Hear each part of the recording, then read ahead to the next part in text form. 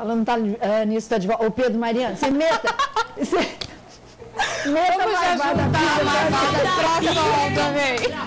Eu entro na venda e já tô... Eu tava pondo remedinho na garganta. Deixa eu voltar tudo, Pedro, Mariana. Marvada pinga para a Ventania da Carioca e para a Minzinha também. Estamos de volta hoje, sexta-feira, batendo um papo com o médico pediatra, o Dr. Williams Ramos, falando sobre adolescência e sexo. Para quem não sabe o que é médico e pediatra, vou explicar. É o médico da adolescência, mas que cuida do corpo e da mente. É verdade? O conjunto aí. E é muito bacana, viu, gente? Lembrando que você participa com a gente. E o doutor tinha falado antes do nosso intervalo sobre o ficar. Como é que os pais têm que lidar com essa nova moda, esse novo tipo de relacionamento rápido, de flash, que é o ficar? O ficar, ele vem evoluindo nos últimos tempos, né? Cada vez que a gente analisa, a gente vê que está mudando um pouco. Hoje em dia, o ficar já se permite até em alguns casos, em adolescentes mais velhos, um pouquinho, até a questão sexual, da relacionamento sexual mesmo. Então, isso gera um pouco mais de apreensão. Mas, de forma geral, o que é o ficar? É você estar conhecendo alguma outra pessoa na balada, ficando, trocando umas ideias, uns beijos, e uma coisa muito rápida, que é uma característica do adolescente, ele vive tudo muito intensamente. Cabe a gente estar discutindo isso com eles, não banalizar também, né? Nós vivemos numa sociedade meio banalizada, então a gente não pode banalizar demais o ficar. É legal, ficou com alguém, conheceu, mas se valorize. Sempre mostrar isso para o adolescente. Tem adolescente que vai para a balada e começa a fazer competição. Quem fica com mais... Quem beija mais. Quem beija mais. E às vezes um adolescente, um menino ou uma menina entra nessa simplesmente pelo fato dos amigos estarem pressionando. Aí no dia seguinte ele está se sentindo incomodado, não queria. E fica mal tanto para eles quanto para elas, né? Com certeza, se sentem mal, não queriam. Exatamente. Tem Big Band? Vamos lá. Boa tarde, eu sou a Lúcia de São José dos Campos. Gostaria de saber dele que eu tenho um filho de 8 anos, que me ganhar a confiança dele é aceitando aquelas cartinhas que ele recebe na escola. Isso é o modo certo do que eu estou fazendo? Que aí vem a conversa? Obrigada. As cartinhas que ele escreve na escola, é isso? As cartinhas das menininhas. Com 8 anos ele já está recebendo cartinhas. Na verdade... Se a gente for pegar 8 anos, né, um pré-adolescente, mas se você perguntar para uma criança de 5, 6 anos, já está falando, eu tenho a minha namoradinha, tenho o meu namoradinho.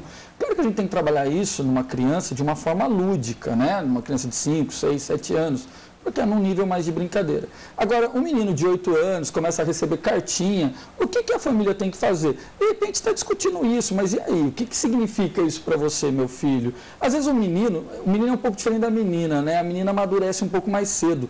O menino ainda está naquela, não quero nem falar nisso, namorada, não, fica até meio bravo com a família, mas a gente tem que aproveitar esse momento para falar o que está escrito, se ele quiser mostrar ou não, mas discutir o que significa para ele namorar. Então, começar a colocar os primeiros valores ali. É aquilo que eu falei, nada pode ficar sem resposta.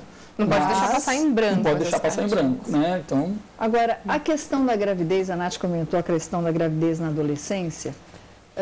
Muitos pais se culpam quando a filha chega muito cedo e fala assim, estou grávida. Muitos pais se perguntam, onde foi que eu errei?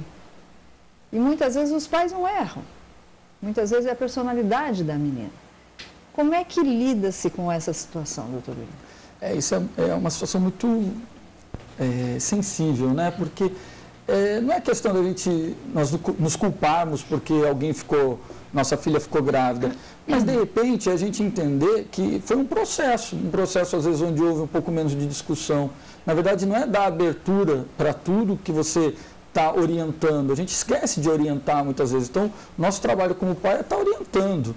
Agora, tem que entender que existem questões pessoais, o adolescente vive tudo muito intensamente. Sim. Então você pega uma menina que está namorando há 3 meses, o cara é a paixão da vida dela, é o amor para toda a vida. Ela deu uma prova de amor. E daí deu uma prova de amor, que é uma questão complicada, né? Pois é, e essa história da prova de amor, de como os pais lidar com essa situação, não é só... Eu fui acompanhar o nascimento do Miguel, um menino lindo, filho da Bruna, que engravidou aos 14 anos.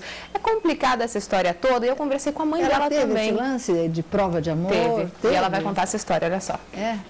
Quais os riscos de uma gravidez na adolescência? Será que o corpo de uma menina de 13, 14 anos está preparado para receber uma gestação? Existe um fenômeno na adolescente em relação ao feto que é de competitividade, ou seja, A mãe está em formação, então ela necessita dos nutrientes para o desenvolvimento da própria mãe. Junto com isso, aparece um feto ali, que vai demandar a retirada também de nutrientes em relação ao corpo da mãe. Então, trata-se de um pré-natal de risco. Você corre assim, o risco de nenês prematuros, a própria síndrome de Down, né, que é a trissomia do cromossomo 21, você pode inserir mais em mães adolescentes do que nas mães na idade comum para a gravidez. Bruna engravidou aos 14 anos. Aos 15, deu à luz ao Miguel. E se hoje o olhar é de alegria por conhecer o filho, há 9 meses, receber a notícia de que estava grávida não foi nada fácil.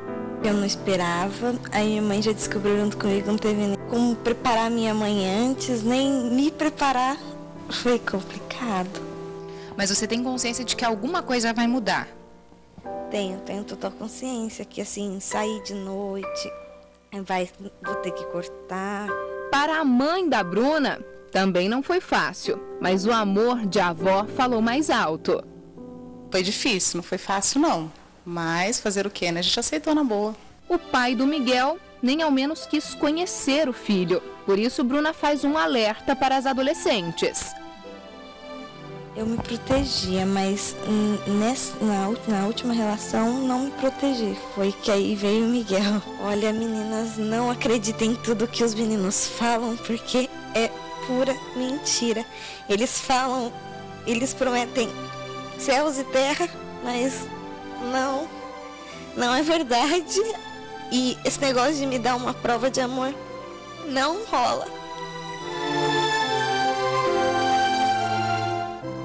Eu acho que a mulher tem que ficar esperta. E hoje nada justifica uma gravidez assim inesperada. A menina, quando ela começa a vida sexual, ela deve usar tanto, né, o anticoncepcional, quanto a pílula ou a injeção, o que melhor se adapte, depende de caso a caso, e o uso do preservativo. Você pode até se proteger a uma gravidez, mas você não se protege a uma AIDS, você não se protege a uma hepatite C, que hoje tem matado mais do que a AIDS. Se preocupa não, Bruna, Deus vai cuidar de você e do Miguel também, mas foi um alerta bem legal, né, doutor Williams? Ou seja, a meninada acha que os príncipes encantados vêm em cavalos brancos, pedem provas, eles distribuem um sapo na lagoa, assim, né? Isso daí é uma prova, quer dizer, a vida da Bruna mudou, né? Isso é mais comum do que a gente imagina, né? Muitas vezes, assim, essa questão da prova de amor, né? E a questão do sexo desprotegido, muitas vezes usa camisinha sempre. Mas uma vezinha vamos fazer para ver como que é, deve ser mais gostoso. E às vezes acontece uma gravidez. E como o Antônio falou, e tem o risco das doenças também. Então a gente tem que se preocupar muito com isso, porque isso mexe com todo mundo ver uma cena dessa, mas está cada vez mais comum, né? E isso tem um preço muito grande durante toda a adolescência, para essa criança também. Vai e a gente viu aí a vovó, né, a Edmara, eu perguntei para ela, e agora, vai ser mãe e vó? Ela disse, não, a responsabilidade de cuidar do Miguel vai ser da Bruna, como os pais têm que agir. Realmente, essa responsabilidade tem que ficar com a Bruna, como que ele dá, porque ela até disse para mim, ele agora é a minha boneca, eu ainda não sei como agir.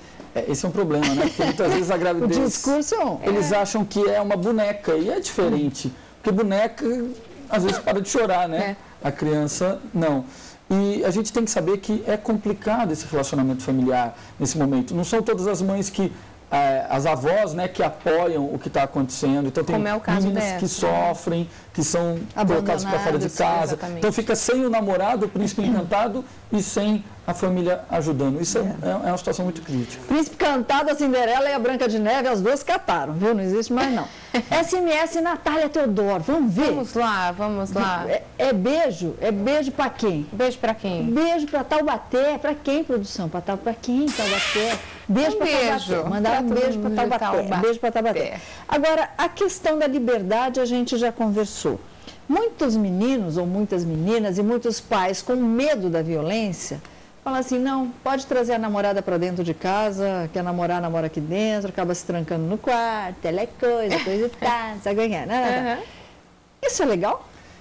Então, isso envolve vários aspectos. Primeiro aspecto, às vezes a família quer ser meio moderninha, traz seu namorado, sua namorada para casa, Mas no fundo aquilo incomoda, porque você está colocando seu filho, sua filha dentro do mesmo teto, fazendo, sei lá, relação, uma intimidade maior, isso pode incomodar. Então você tem que saber que aquele também é o teu ambiente familiar. Às vezes tem outros irmãos mais novos, como vão entender isso daí? Então isso envolve o aspecto familiar. Agora, o aspecto de segurança, não há como negar que talvez seja melhor.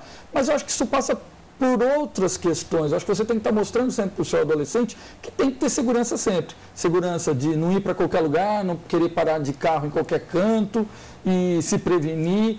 E a questão de usar ou não a casa, acho que vai depender muito de cada família. Porque se aquilo te machuca, não adianta querer ser moderninho, não. É verdade. Se prevenir, viu? O alerta. Bom, tem mais Ligue Band, vamos lá. Boa tarde, doutor William. Eu gostaria de saber quando você vai vir atender aqui no CAIS Jacareí. Eu sou sua fã. Beijo. Olha que legal! Pode dar a agenda, doutor William. Obrigado, agradeço. Olha, o CAIS Jacareí, para quem não conhece, é o Centro de Atendimento Integral Adolescente, que é um serviço público voltado aos adolescentes, e infelizmente eu saí de lá. Tá? Então, foi com muita dor no coração para mim, mas infelizmente eu tive que sair por questões profissionais. Mas eu tenho certeza que a equipe que está lá vai se manter, nós vamos arranjar outro pediatra, eu estou tentando ajudar nesse processo também. Mas Jacareí sabe que tem um centro de atendimento, se quiser. Muito legal. Mas depois a gente vai passar os contatos do Dr. Williams para você tirar todas as suas dúvidas. A gente vai fazer mais uma paradinha aqui no Falando Nisso. Daqui a pouquinho a gente vem aí com uma matéria muito legal. Sexta-feira, você que é jovem, está pensando em sair, não sabe como chavecar. E aí, Natália? Pois é, a gente vai trazer várias dicas para você não errar na hora da sedução aí, da paquera, na balada. Não sai daí que a gente volta já. Eu quero mandar um beijo pro meu pai pro Dia dos Pais.